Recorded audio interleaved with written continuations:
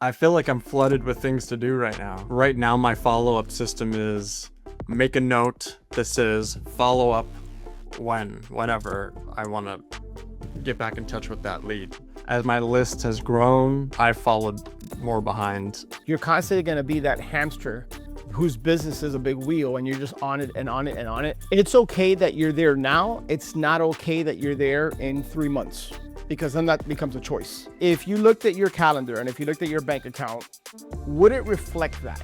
5 days ago, we had our second baby girl. And if that doesn't give you a stronger why and just reinforce it as to why you're doing what you're doing with storage, I don't know what will. And by the way, I know that it has. I know that it will. And you will see how you will step up even more and show up. We got some exciting news to share with you on the Storage Wins podcast. But before we do that, we all talk about wanting more freedom. Some talk about financial freedom, some talk about time freedom.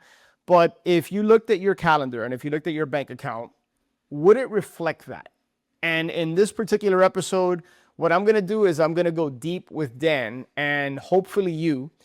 And we're going to be very intentional and methodical about building our life first and then going about building the storage business around our life to support that vision. And this is something that I learned from Steve Cook, who's the founder of Life and Air many, many years ago, well over a decade ago. He taught me this concept that in many ways shaped the course of my life and business, because I want you to know that storage is the vehicle. It's not the destination.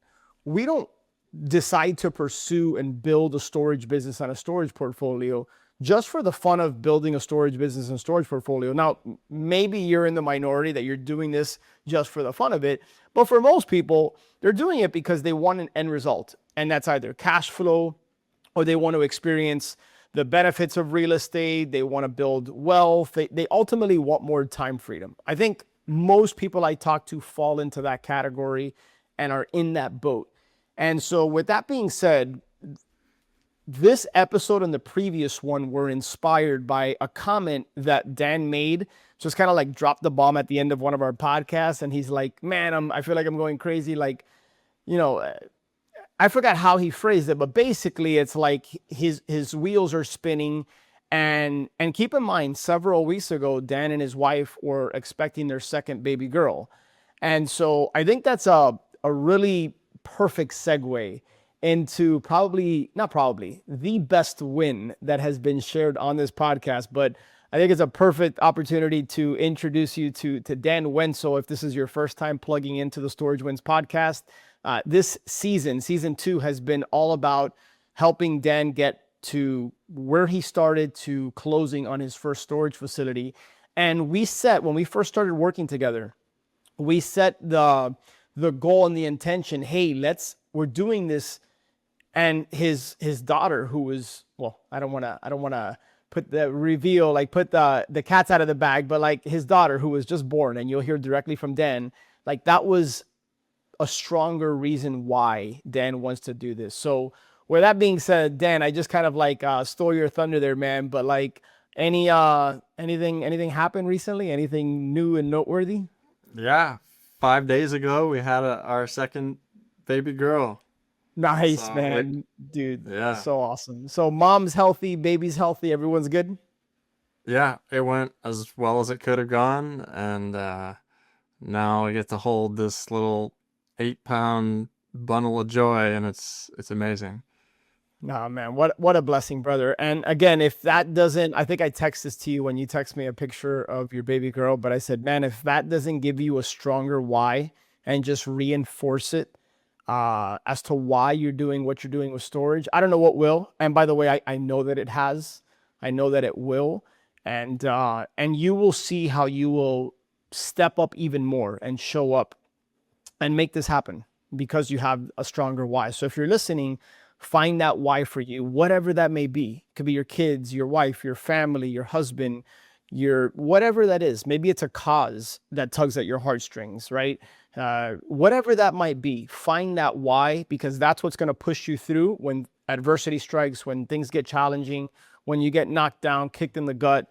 And that will happen, by the way. So don't expect a life of rainbows and unicorns, but like, what's that saying? Like, ask God for the strength to deal with the storms that life throws you.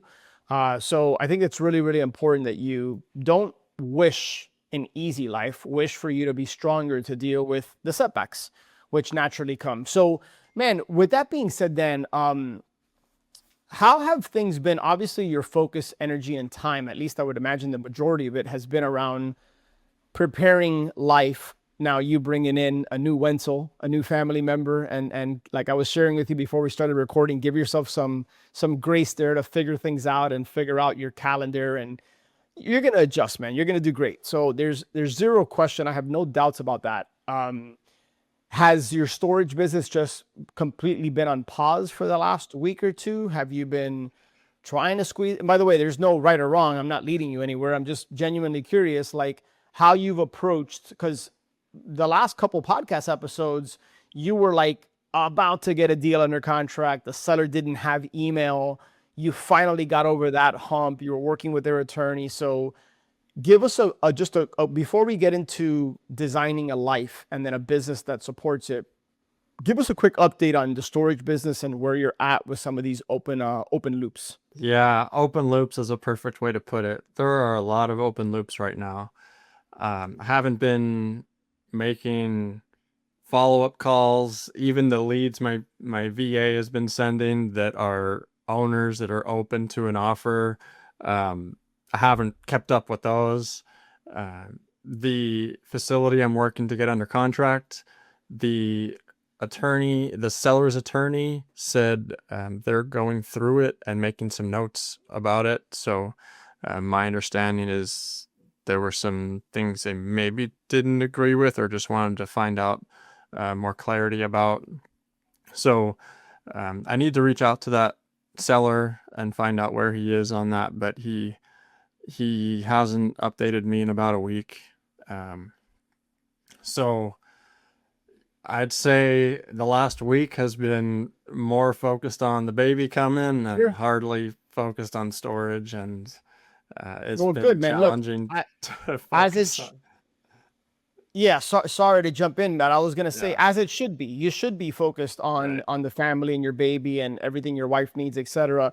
And I think this is a perfect opportunity for you to sit on the sidelines and watch the game and say, hey, where are we breaking down? Where are there leaks in the bucket or holes in the boat? I remember when I ran my wholesaling operation and I had a small team of, depending on the time, anywhere between 5 people and 9 people. I'd go on a 2-week vacation, and every time, inevitably, it was a blessing because I was able to disconnect. And by and large, I did disconnect. But when I got back, I saw where the balls dropped. Where were there leaks? And that was an opportunity to either insert a person, a process, and or a system in place to help with that. So my encouragement for you and for anybody listening that steps away from their business and then comes back is ask yourself what went well, what continued to move without me. And if you're in a place in your business where you're like, hey, like nothing moved without me, it's all me, it's okay. Recognize it for what it is and realize that, like Michael Gerber talks about in the E-Myth, is that we want to carve out intentional time to not always be working in the business, wearing all the hats, but even if it's just an hour a week, where that hour a week you're focused on the business, big picture, looking at the org chart, organizational chart, or as in the book Traction, they call the accountability chart. You might have your name in all those different seats, right? From CEO to COO to operations and finance and admin and market. Like you might be in all these seats, but eventually you start to say, okay, well, what area of the business do I want to focus on for this month or for this quarter? And say, I am going to focus and replace myself in that particular seat. And you can replace yourself with a person, another person. You can replace yourself potentially with a system, a process, sometimes even technology, right? So I want you to just have an opportunity, Dan, to carve out some time. And I realize that this might be challenging because it could feel like another thing for you to do. But what I think would be really helpful is over the course of the next day or two, Just find an hour in your calendar for the next week between now and when we connect again and say, hey, let me just sit back with a pen and paper and write down, while I was away from the business, what was the biggest leak in the business? And maybe it's what you just alluded to, Dan. Maybe it was like, hey, my virtual assistant was like cranking out leads for me to follow up, and like the follow-up system just died, right? Because why? Because I'm the follow-up system. And I just want to acknowledge for a second, brother, that 4, 5, or 6 months ago, everything would have stopped, including your lead gen. And now, I think that's a perfect illustration of what I was just talking about. 6 months ago, you didn't have a virtual assistant, or 7 months, whatever it was. I don't remember exactly when you hired her, but it wasn't that long ago that you didn't have a virtual assistant to make these calls. And while you unplugged from the business, that VA was still working, reaching out to owners. That is something you would put in the win column. Hey, that worked for me. Now, what didn't work for me is that those leads weren't getting followed up with. And so, as an example, that might be something that you say, hey, you want to know what? For the month of, December or January, I'm going to just focus on implementing a follow-up system that works with or without me. So that next time I step away from the business, not only do I have somebody following up with owners, but I have a follow-up system in place. Do you see how we're methodically focusing on the gaps, or I keep referencing the leaks in the buckets, the holes in the boat, whatever analogy you want to use. But maybe what you do is you carve out an hour to just spend with your thoughts and say, hey, let me recognize and acknowledge what are all the things that worked. And then let me create a second column of the things that didn't work. And you might have a list of 4, 5, 30, 40 things, I don't know. But whatever you brainstorm is on that right column. Say, hey, of all these things, what's the needle mover? What's the thing that if I were to focus the next 30, 60, 90 days on, and I got something in place here, it's the big domino that makes everything else easier. And maybe it's the follow-up system. And so while you're continuing to work in the business, you now say, hey, every week I'm carving out time to work on the follow-up system. And you have the benefit of being a part of the Storage Wins community. So like you can reach out to people and say, hey, what does your follow-up system look like? Can I piggyback off of that? What can you share? What resources can you share with me? And you can start to use that along with AI if you so chose, and you could build a follow-up system, right? You were just on the Storage Wins coaching call last week, right before your baby came, where we had one of our members walking through his entire system, from the virtual assistant making the calls for him, lining up appointments with storage owners that raise their hand and say, hey, I'm ready to sell. And then he's got a CRM built out that's got automated follow-ups and that's got processes and checklists and systems in place. And I think that really opened up a lot of people's eyes to, if you wanted to, what this business could look like for you. And he's somebody who he's wholesaled 5 storage deals alone this year. 9 months ago or 10 months ago, had never wholesaled a deal. Now he's wholesaled 5 because he took the time to build out this process system. He got the right person in the right seat in terms of a virtual assistant. He spent some time building out a CRM. And by the way, you don't need to spend time building out a fancy CRM. You can certainly do this with a simple spreadsheet. And he even alluded to that. But that would be my encouragement for you, is to take me up on that exercise. And in fact, as a level of accountability, I'm going to share this with you right now and openly here on the podcast.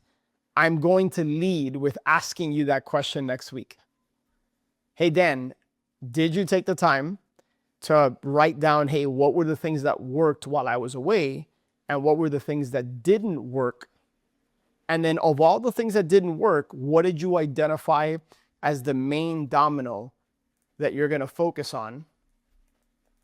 And then what time are you carving out to focus working on the business? Is it a week? Maybe all it takes is a week for you to focus on a follow-up system. Maybe it's a month. I would encourage you that it probably shouldn't be a quarter. That's not that big of a rock per se, but probably something you can knock out if it with a certain level of focus and intentionality. You could probably knock that out within a month's time. Is a dialed up follow-up system that includes emails, text messages, phone calls, maybe even some direct mail. So what That's are you? a What big are you? undertaking. What was that? That's an intimidating thing to tackle. Okay, what? Let me address that because Yeah. that tells me that there's some resistance and some friction there, and so I wanna simplify things for you.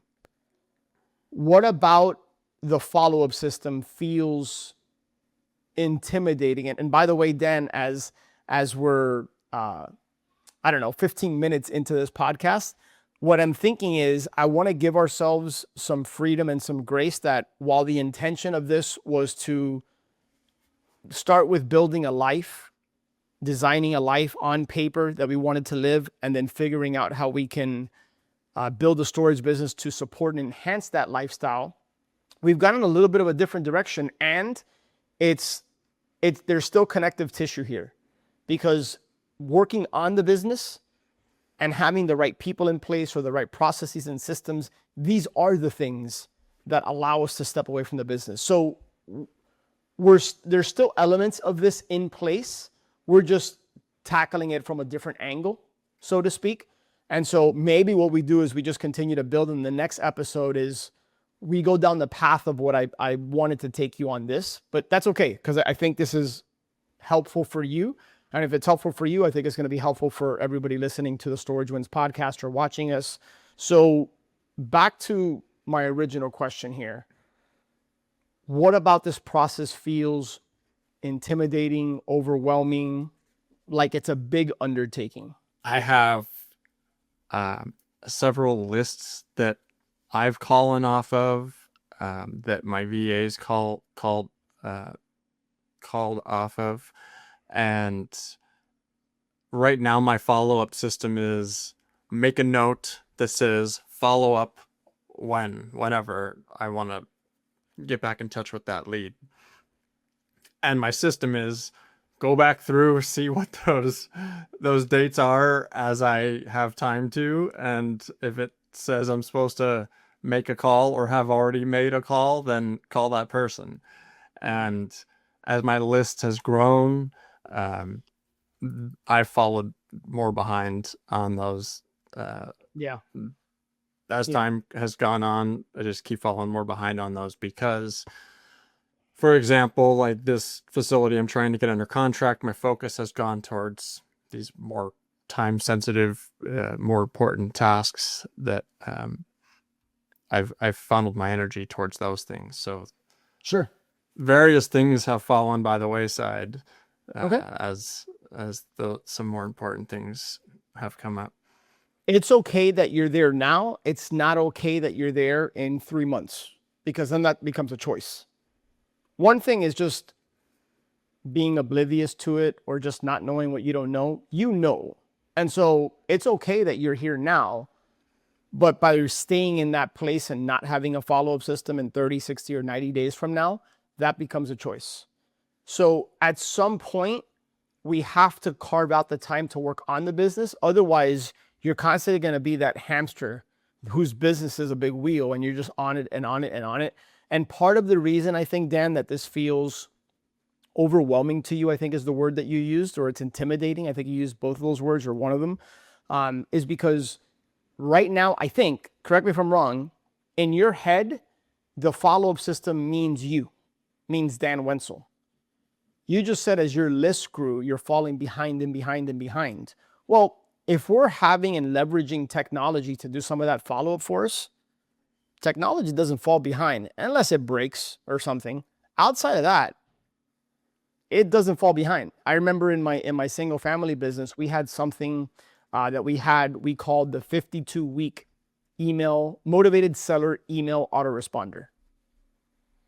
And the 52-week motivated seller email follow-up responder was exactly that. In our email system, every single week, it sent out an email to the motivated sellers list. In other words, the sellers that had come into our world from the various marketing campaigns that were interested in selling their home. And sometimes we would get a reply back, how much are you offering? Or here's the address, tell me what you're thinking. Or something that we didn't do anything for that. We just set up the autoresponder series once and the system worked for us. And it got people to raise their hand and said, hey, I'm interested in selling. That is an example of what that Storage Wins community member shared is part of his CRM. And that's just one part of the follow-up system. The benefit you and everybody else watching and listening has is we have this amazing thing called artificial intelligence. Now, as with anything, it can be used for good, it can be used for bad. An example of using it for bad is abdicating the thinking behind it or the creativity all to AI and say, hey, just do it for me. You can certainly do that. What I think is a better approach is using it as a tool and polishing it up to reflect and represent your voice, how you want to come across, how you want to show up to connect with these storage sellers. So I think, to put a bow on this part of the conversation, I think part of the reason, Dan, that it feels overwhelming or intimidating to you is because right now you're thinking, hey, I just had a baby girl. I'm already pressed for time. There's only 24 in a day. I feel like I'm gobbling up 23 and a half hours of them already. How in the world am I going to follow up with an additional X number of people? I want you to shift from thinking, how do I do this, to who do I need to get to help me? Or what systems, how do I leverage technology? How do I offload some of the heavy lifting here when it comes to following up? What if in an ideal world, you only followed up with the most motivated storage sellers? Meaning the ones that were like serious about selling. Like, hey, they're looking to sell in the next 90 days. And what if you let technology handle a part of them? What if even you gave your virtual assistant, provided they were the right person, what if you gave them, if you gave them some training, some resources, some support to do some of the follow-up for you? Because I'll tell you what, man, some follow-up is better than no follow-up. And the benefit you have that some others listening might not have at this stage is that you have a community of people that you know all the resources are there. All the support you need is there. It's just a matter of raising your hand and saying, hey, this is my focus for the next 30 days or the next 60 days. This is my big rock. And start picking up, drop it in our school community, in our private school community. Pick up the phone and call.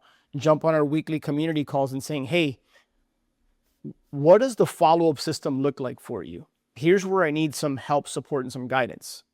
Between that, you jumping on ChatGPT and giving it a really, really strong prompt, right? In other words, giving it some context, giving it some examples.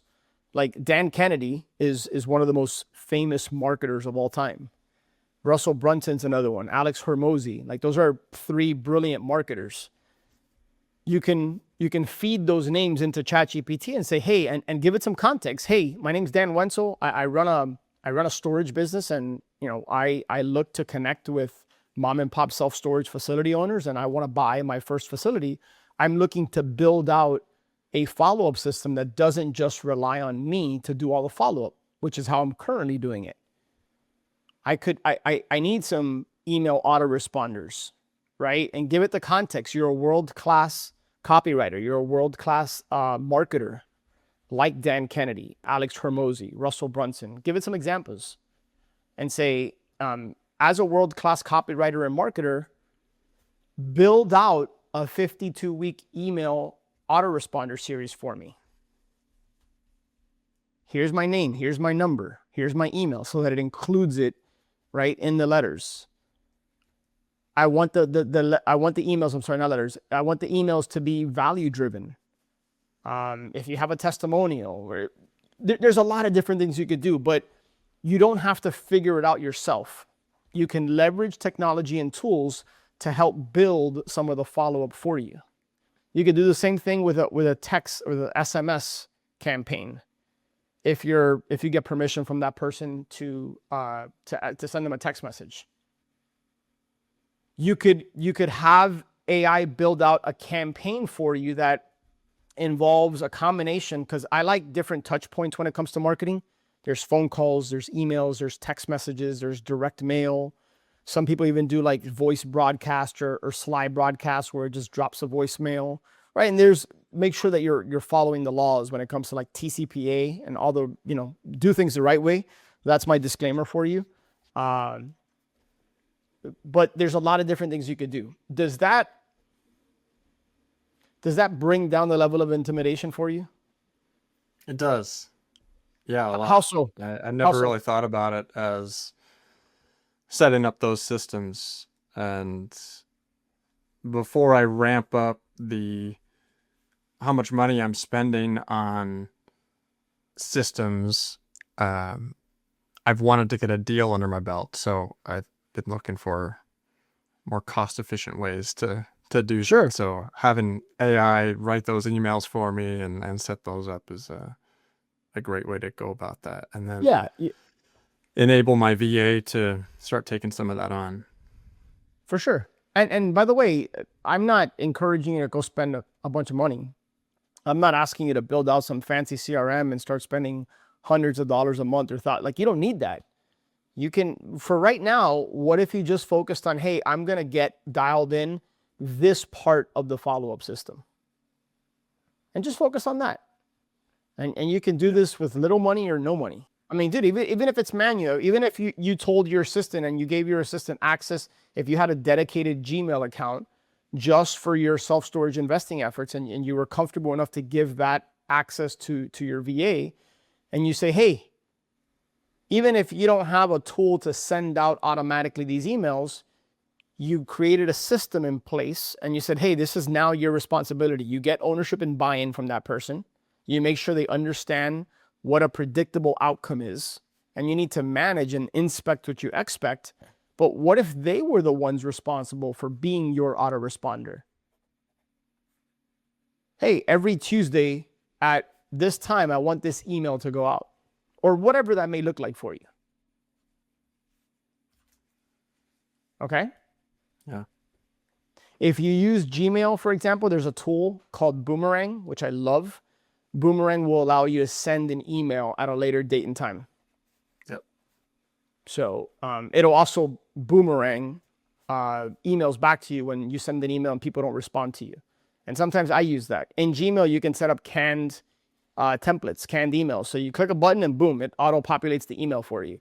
So these are just some examples and ways, Dan, that you can leverage tools and technology that cost very little money. I think I spent 40 or 50 bucks a year for Boomerang. And if you don't want to do that, you're already paying your VA. Give them some additional responsibilities, provided you feel they're the right person for that. Yeah. Okay. So, brother, we took a little bit of a left turn, but again, we were traveling down this road, and it was parallel to the path we were gonna go on, so we could still see the road. These are the things that help us and give us more time freedom, where we're not having to wear all the hats in the business. And that's the beauty of stepping away from the business, whether it's intentionally or, hey, life is happening or whatever, if we look at it through the proper lens and scope, we can look at it and say, hey, there's a hole there. There's a gap there, right? Like we're able to fly up 30,000 feet above the business and see how it's operating and where things are breaking down. Sounds like for you, part of what's breaking down is, dude, I'm not able to keep up with this. The follow-up was pretty much non-existent. Yeah, that's right. There you go. So with that said, man, as we start to put a bow on this episode, here's what I want to hear. What was most useful for you from this conversation? And as an aside, usually when we do coaching calls, I probably do 25% of the talking, 75, 80% of the listening. Because this is a hybrid coaching call and podcast, I want to make sure that some of what Dan's going through, I'm certain you might be going through, maybe it can help you. And so I tend to do a little bit more talking on the podcast here, but usually, as you know, Dan, I ask more questions and take a little bit of a step back and have you kind of guide the conversation while I'm driving us there, so to speak. But what was most useful for you from this conversation?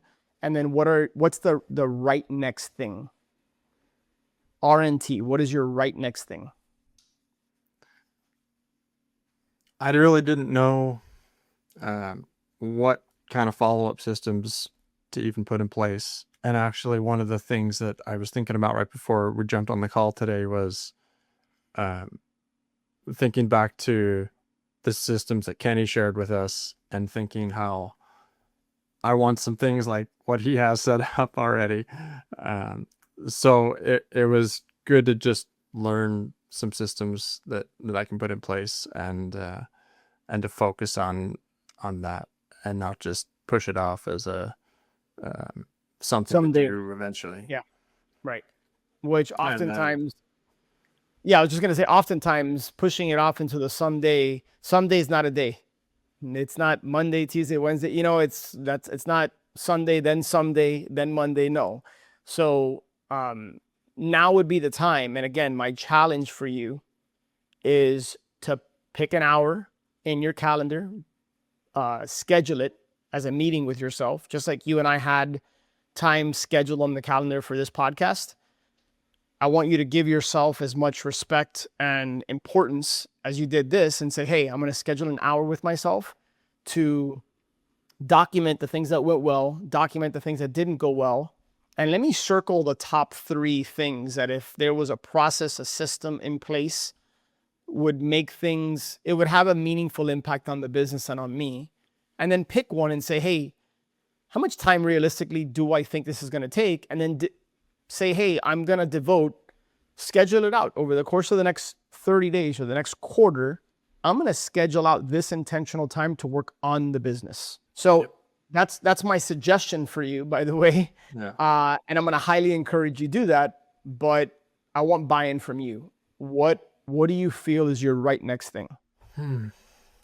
Man, I honestly don't know. I wait a second. Put your headgear on. I'm about to go after you. Yeah. What do you mean you don't know? I literally just told you. You know, the reason is because I feel like I'm flooded with things to do right now. I'm fine. I'm happy to look into how I can set up follow-up systems, but also I have an attorney asking me questions. I have a LLC formulation company asking me questions. I have calls. You got a new baby? Yeah. Are falling behind. I have a new baby. It's like, I'm not sure what the highest priority is right now. So okay, let me address like that right opening there. a can of worms for another day, maybe. I got it. Let me tackle this head on with you because I hear you loud and clear, brother. Let me frame this in its proper perspective. You just took a week off, and with really good reason. You had a baby girl. I mean that's one of the most special things that can happen to a father or mother. You know, welcoming a new child. So with good reason, by the way. You just took a week off. If you had to, could you carve out another hour? You took a week off. Could you take another hour off? The answer is yes, you could, right?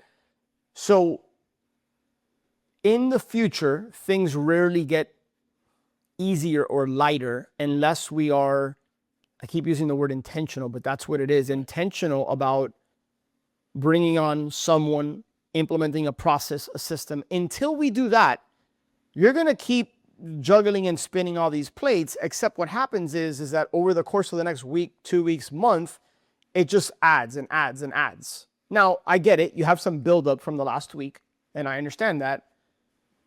But I need you to carve out time in the next week. I'm asking you for an hour. I'm not asking you to build out the system.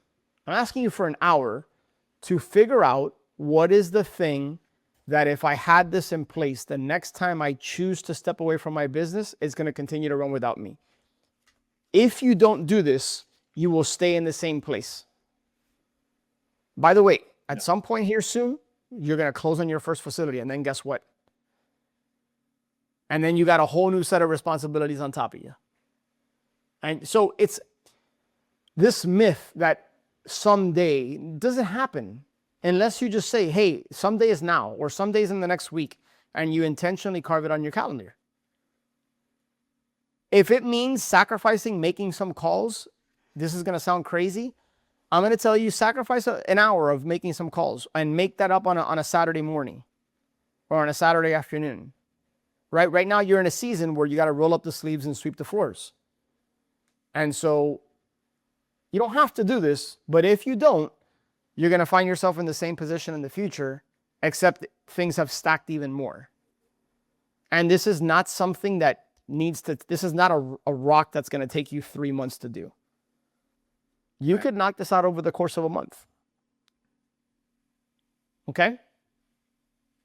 So what I'm challenging you to do is just carve out an hour, identify what's the process that you want to work on in terms of working on the business so that you're not always in it.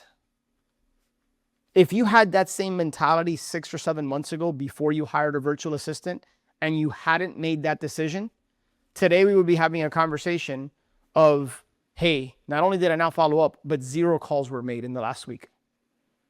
But what'd you do? You said, hey, I got to figure this out. So I'm going to place an ad. I'm going to interview some people. I'm going to train. I'm going to hire. You did that. Might not have been fun, but you did that. And I don't want to leave you, but was that the right decision? Yeah, of course. Yeah. So this is no different. This is no different. And look, man, this is just a suggestion. Like, if you really feel like, hey, man, I really cannot carve out an hour in the next week. Okay, you've made that decision, but then when? Right? Maybe the right next thing for you is to put an hour. If it feels daunting and overwhelming to do that over the course of the next 7 days, especially with the holidays around the corner, do that in the next 2 weeks. But don't delay it and put it off much further than that, because someday will never come. Okay? I follow you. Yeah. All right, brother. All right, man. Well, hey, number one, congrats again on your baby girl, man. Just so awesome. And we will continue plugging away here, man. As soon as you go under contract on this facility, let us know. I know you're going to be giving us an update on that, and then we'll continue to build from here, man. Sometimes we set a goal, and sometimes we achieve that goal and we hit it. Sometimes we don't. If that's you listening, do not feel guilty. Do not beat yourself up, especially if you know you've been doing the work and it just hasn't happened for you. All right. Sometimes we set our mark on something, man, and we don't hit it. And we adjust and we pivot and we modify and we tweak and whatever word you want to use, but we try to figure out, okay, where did I grow? What are some of the wins? Let's celebrate that. And then where are the areas where I need to improve? Who are the people I need to surround myself with? What are the skill sets I need to acquire? And we make adjustments along the way and we keep progressing. The only way this doesn't work, you've heard me say this a million times, is if you quit or stop or you're just inconsistent. All right, guys. Hey, with that being said, share this with somebody. If you found this helpful, tag me, tag Dan, whether that's on Instagram at AlexPardo25, in our Storage Wins Facebook group, if we're connected on Facebook. Share this, subscribe so that you're notified every single week with new episodes, and then make sure you're plugged into the YouTube channel as well, okay, which is just under my name, Alex Pardo. And if you are looking to surround yourself with a community of like-minded people that are already doing what you want to do, and you want a plan, tools and resources and support and guidance, head over to storagewins.com. So Dan, congrats once again, and I will connect with you on the next one. Thanks, Alex.